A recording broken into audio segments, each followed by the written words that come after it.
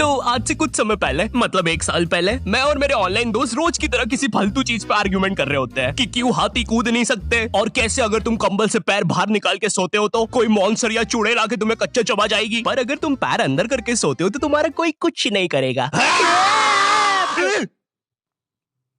फिर पैर अंदर कर लिया। तू अगली बार मिल, बताता हूँ तुझे। चैन से सोएगा ना अब तू। ले तेरा लाइट ऑन कर दिया, अब ठंड में बिस्तर से उठना पड़ेगा। ले तेरा पंखा भी ऑन कर दिया अब तो ऐसी किसी बात पे आर्ग्यूमेंट चल रहा होता है, तो उसी बीच न जाने मेरे दिमाग में क्या आता है और मैं बोलता हूँ, तुम लोग अच्छे लोग हो, हमें मिलना चाहिए। ये सुन के भैया सन्नाटा मच गया। हाँ क्या बोला तूने? आयु तुझे पता है ना, ऑनलाइन दोस्त कभी मिल नहीं सकते। इनफैक्ट ऑनलाइन दोस्त जैसी तो कोई चीज ही नहीं होती, हम सब तो रोबोट है। आयु तू हमारा दोस्त हो ही नहीं सकता, हम जा रहे हैं। फिर उन लोगों ने एक दूसरे के गले में हाथ डाला और न जाने क्यों गुस्से में डोरेमोन का थीम सॉन्ग गाने लग गए, वो भी तमिल में।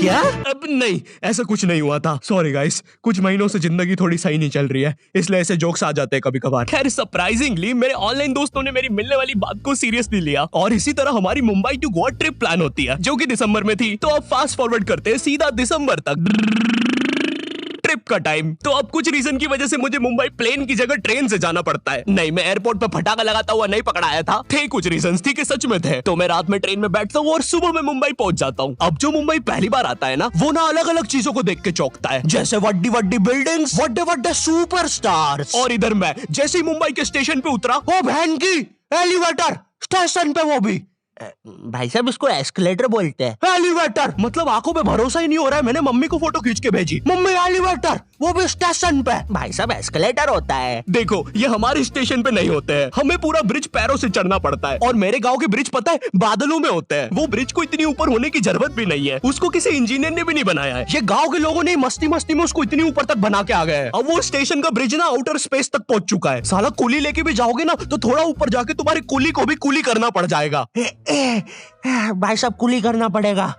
अरे किया तो है तुम्हें? अरे आपको ने मुझे कुली करना पड़ेगा, रुको। कुली हाँ जी भैया, इन्हें ऊपर तक छोड़िया हो यार। अरे पागल हो क्या मियाँ, ऊपर तक जाना है तो स्पेस सूट किधर है तुम्हारा? और ऑक्सीजन सिलेंडर लेके आए कि नहीं? ऊपर ऑक्सीजन बहुत कम है, हम लोग क्या बहुत ऊपर खड़े हैं मियाँ, देखो यहाँ से वो माउंट एवरेस्ट भी दिखता है। देखो आज की रात तो हमें ये सीढ़ियों पे सो के गुजारनी पड़ेगी, ऊपर पता नहीं कहाँ के खूंखार जानवर घूमते हैं। और सबसे जरूरी बात, हम लोगों के बीच में मैं सोऊंगा। मुझे मुंबई से अपने स्टेशन जाने में 10 घंटे लगते हैं, और फिर अपने ही शहर के स्टेशन से घर जाने में 6.25 महीने। अब तुम बोलोगे नॉट योर टाइप, तो बहुत ही विलेज पीपल है। हाँ तो ठीक है, हूँ मैं, नहीं होते हमारे यहाँ पे एक्सेलरेशन। भाई उसको एस्केलेटर। वीडियो को आगे बढ़ाते हैं। मुंबई जाने से पहले मुझे ऐसा लगा था कि वहाँ पे सब लोग मचाएंगे, येड़े चाले सीधे चाले, इस तरीके से बात करते होंगे। तो मैं भी ना फुल रेडी था। मैं स्टेशन से बाहर निकला और एक ऑटो रोका। तो सबसे पहले तो मैंने अपनी ट्रेन में खरीदी हुई 24 कैरेट आइस डायमंड चेन आगे करी। मैंने 20 रुपए में खरीदी थी, आगे अपना टाइम आएगा भी लिखा था, क्योंकि मुंबई में थे यार, थोड़ी अमीरी दिखनी चाहिए। कौन है अंबानी है, किधर रहता है वो, है क्या उसके पास ये? तो वो ऑटो वाला पूछता है किधर जाओगे? इधर मैं फुल मुंबई के स्वैग में। क्या बोलते ऑटो वाले? चाचा अंधेरी चलोगे क्या? चलो ना, मचाते ना अंधेरी में चल के। अंधेरी में तुम उजाला लेके आओ। ऑटो में क्यों बैठे हो? लैम्बोर्गिनी लाओ। ये अंधेरी में तुम आओ। क्यों चाचा? अरे भाग मादर हैक, कड़कती धूप में मुजरा दिखा रहे मेरे को। अभी भी ज्यादा दूर नहीं गए, ऑटो से चीप सकता हूँ। हम लोग हमारे मुंबई के अपार्टमेंट आ जाते हैं, वहाँ पर थोड़ा सा रेस्ट करते हैं, क्योंकि स्टेशन से अपार्टमेंट तक तो हम भगते भगते आए थे। वो ऑटो वाला पीछे पड़ा था ना। क्यों पीछे पड़े हो हमारे? जाओ ना। नहीं मजाक कर रहा हूँ। 700 रुपए की टैक्सी करनी पड़ी थी अपार्टमेंट तक। 700 रुपए की। 700 रुपए पता भी है कितने होते हैं? 700 रुपए में पता है तुम मुंबई में क्या क्या कर सकते हो? तुम कर सकते हो 700 रुपए में तुम 700 रुपए में वापस उसी टैक्सी में बैठ के स्टेशन जा सकते हो।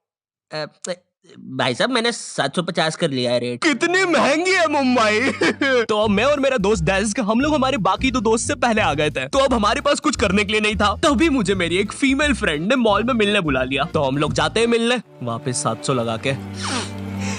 ये मुंबई भी ना। तो मेरी दोस्त ने ना मुझे एक मूवी देखने बुलाया था, अवतार। मूवी में ज्यादा कुछ खास था नहीं, कुछ नीले लोग नंगे होके पानी में भाग रहे होते हैं रोबोट मशीन से बच के। ये मूवी मैंने 3D में देखी थी, ज्यादा कुछ चेंज नहीं हुआ। अब बस वो नंगे लोग मेरे साइड से निकल के भाग रहे थे। हम ये जंग जीत के रहेंगे। सर वो सब तो ठीक है, वो आदमी कौन है?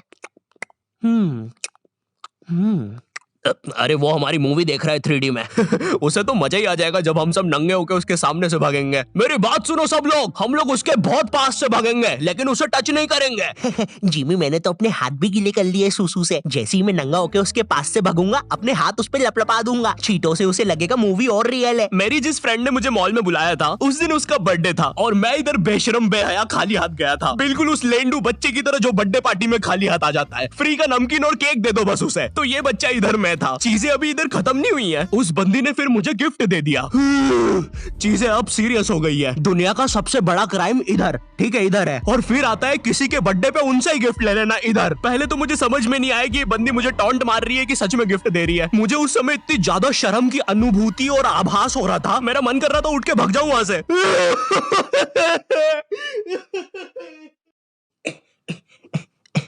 अरे वो बाहर बहुत गर्मी है ना, इसलिए मैंने सोचा स्प्राइट पी लूं आके। और पेरी पेरी फ्राइज भी मेरे फेवरेट है। देखो अगर उस टाइम मैं चाहता तो अपने पीछे वाले जेब से बटवा निकाल के एक 50 का करारा नोट और 1 रुपया लगा के बड्डा लिफाफा बना के उसे दे देता, लेकिन मैं कोई 80 साल का दादाजी नहीं हूँ और वो भी मेरी पोती नहीं है, तो अब मैं कुछ कर नहीं सकता था। इसलिए मैंने बेशर्मों की तरह उसका गिफ्ट ले लिया और कमियां भी निकाल रहा हूँ। घड़ी तो अच्छी लाई हो तुम, लेकिन फास्ट ट्रैक की लाती तो अच्छी है घड़ी। रात तक मेरे बाकी दोस्त भी आ गए थे, तो फिर हमने मुंबई की फेमस जगह, अरे वहीं जहाँ सब लोग जाते हैं घूमने के लिए, वहाँ घूमना स्टार्ट कर दिया। लेकिन जब तुम तुम्हारे दोस्तों के साथ रहते हो तुम्हारे दिमाग में मस्ती रहती है। तो एक मॉल में हमें एक सांड वाला झूला दिखता है। अब उसे देख के एक 21 साल का मैच्योर आदमी क्या करता, पापा बहुत बीमार है, बहन की भी शादी करवानी है, मुझे लगता है सांडू मैं तुम पे घूमी घूमी करने के लिए थोड़ा बड़ा हो चुका हूँ। लेकिन मेरे 21 साल के दोस्त ने क्या किया, घूमी घूमी।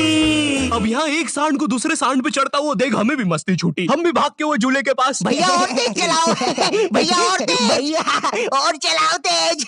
मैं मुंबई में एंग्री प्रास से भी मिला था, उन्होंने मुझे अपनी बिल्ली से खेलने दिया था और अपना मास्क भी पहनने दिया था। अच्छा चलो मास्क मैंने बिना पूछे पहन लिया था, कैमरा फुटेज में तो आ ही गया हूँ मैं वहाँ पर अपने मैनेजर सौरभ भैया से भी मिला था। हम लोग मुंबई में लास्ट में जुहू बीच पर गए थे। वहाँ पर सब कुछ बढ़िया था, ठंडी ठंडी हवाएं चल रही थी, सब कुछ बढ़िया था।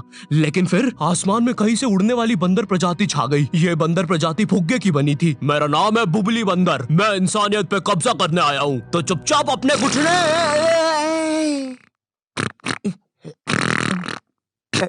है दोस्त, क्या तुम प्लीज मेरी बूंद में हवा भर सकते हो? मुझे तुम्हारी दुनिया पे कब्जा करना है प्लीज। मुझे कोई दिक्कत नहीं है। कमलेश, कमलेश। हाँ मैंने सुन लिया था पहली बार में ही। कमलेश मैं जानती हूँ हम दोनों ज्यादा क्लोज नहीं है, लेकिन इसका मतलब ये नहीं तुम एक बंदर के साथ संबंध बना लोगे। मैं जा रही हूँ। कमलेश जाने दो उसे, मैं तुम्हें उससे भी ज्यादा चीजें दे सकता हूँ। मुंबई के बाद हम लोग निकलते हैं गोवा के लिए। गोवा काफी चिल जगह थी। मैं वहाँ पर काला भी हो गया था दिन भर बीच पर धूप में भटकने के कारण। सच में वहाँ पर धूप तो बहुत ही ज्यादा थी, मतलब इतनी ज्यादा कि जमीन के अंदर से लोग बाहर आ रहे थे या अंदर जा रहे थे। कोई मुझे बताएगा ये क्या हो रहा है यहाँ पे? गोवा में तुम ऐसे बीच पे राइड्स वगैरह कर सकते हो, जैसे जेट स्की। इसमें ना तुम्हें आगे टंकी पे बिठा लेंगे बच्चे की तरह और पानी का एक चक्कर काट के वापस ले आएंगे। चलो ना।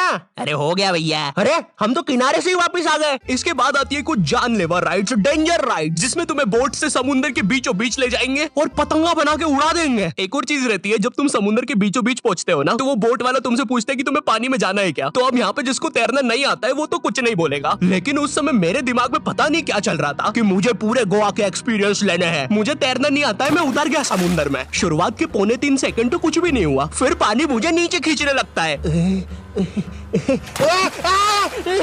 ये तो कुछ भी नहीं, अब मैं बोट से भी दूर जा रहा हूँ धीरे धीरे।